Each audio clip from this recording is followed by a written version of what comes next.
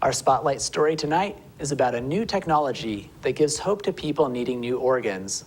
The need for a donor list may disappear when we can start making our own. Here with the story is Ryan Lancaster. Sarah Mernigan had to wage a high-stakes legal fight to get a new pair of lungs. The 10-year-old cystic fibrosis patient waited months before finally receiving a double lung transplant last week. Thank you for saying prayers. Her parents had sued to get her on the adult transplant list and a better shot at getting the surgery. Sarah's case spurred a national debate about how organs are allocated in the face of chronic shortages. But what if there was another way? If a person needs an organ, you just grow one in a lab. Scientists are trying to help ease the shortage by tapping into the body's own ability to regenerate. In this field, all we're really doing is using your very own ability to regenerate, and we're harvesting that technology to create more complex tissues.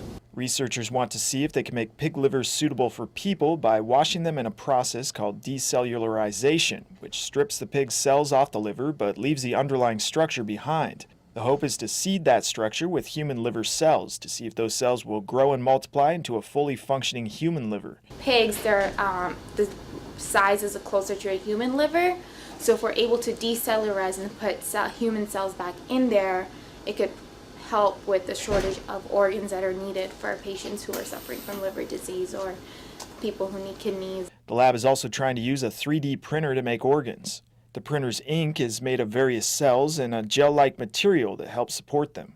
The ability to grow and implant complex organs is likely a couple decades away, but there's been some success in creating simpler body parts. Scientists use cells from a patient's bone marrow or body part biopsy to grow those cells on a biodegradable synthetic scaffold. And once these scaffolds are in the body with the cells, the scaffolds go away and the cells lay down their own scaffold. Atala says the trick is to find the right cells to use for what's needed, get them on the right support structure, and get them growing. There's many different cell types to create these tissues and organs, but our preference is to use the patient's own cells and the patient's own organ-specific cells, because those cells already know what to do. A windpipe cell already knows that it's a windpipe cell, and it's going to create a windpipe cell for that patient that will not be rejected or kicked out. That process helped 5-year-old Angela Irizarry, who was born in 2007 with a heart defect preventing blood from pumping through her body. Angela had a series of surgeries, the last of which was to implant a lab-grown blood vessel made from cells in her bone marrow 2 years ago. Before the last surgery, she was 70% in oxygen, so she couldn't run or play or cry without get tired and purple.